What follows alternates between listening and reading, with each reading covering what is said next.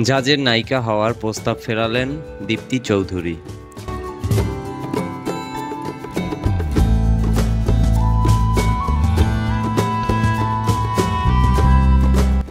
একটি বেসরকারি টেলিভিশন চ্যানেলে talk show to the point সঞ্চালনা করে আলোচনায় উঠে আসেন সঞ্চালক দীপ্তি চৌধুরী। মূলত বিচারপতি মানিকের বিপরীতে ধৈর্য ও ভদ্রচিত আচরণের মধ্য দিয়ে পরিস্থিতি সামাল দিয়ে সবার নজর কাড়েন তিনি।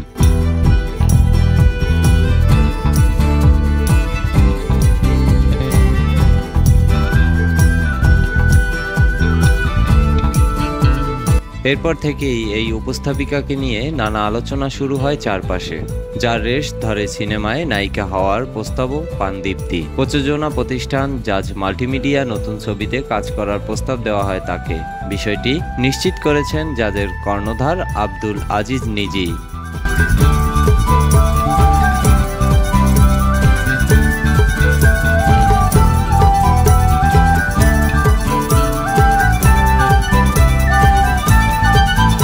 নতুন সিনেমার জন্য আজিজের পছন্দের তালিকায় প্রথম ছিলেন দীপ্তি চৌধুরী। তবে নায়িকা হওয়ার সেই প্রস্তাব নাকচ করে দিয়েছেন তিনি। এই মুহূর্তে কোনো সিনেমায় অভিনয় করতে আগ্রহী নন বলে জানিয়েছেন দীপ্তি। বিষয়টি নিয়ে একটি গণমাধ্যমে আব্দুল আজিজ বলেন, নতুন একটি সিনেমার কাজ শুরু করতে যাচ্ছি।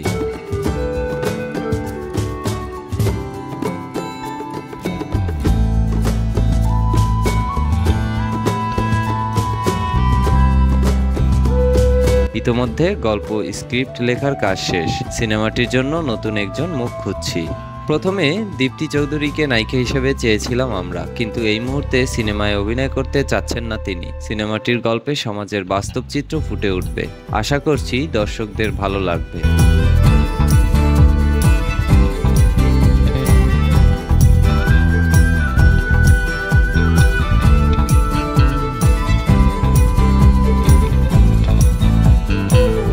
প্রসঙ্গত, talk show to the point আলোচক হিসেবে অংশ নেন সাবেক বিচারপতি শামসুদ্দিন চৌধুরী মানিক। কিন্তু আলোচনার এক পর্যায়ে মেজাজ হারিয়ে তিনি সঞ্চালক দীপ্তি চৌধুরীর উপর ক্ষিপ্ত হন।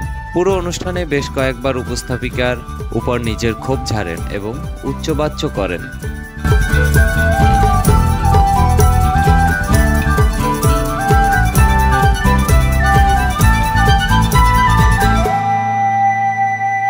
শুধু তাই নয়, অনুষ্ঠান শেষে স্টুডিও ছাড়ার আগে উপস্থাপিকাকে রাজাকারের বাচ্চা বলেও মন্তব্য করেন। এই ঘটনার ভিডিও সামাজিক যোগাযোগ মাধ্যমে ঝড়ের গতিতে ভাইরাল হয়ে যায়, যেখানে ধৈর্য ও ভদ্রচিত আচরণের মধ্য দিয়ে পরিস্থিতি সামাল দিয়ে সবার নজর কাড়েন এই উপস্থাপিকা দীপ্তি চৌধুরী।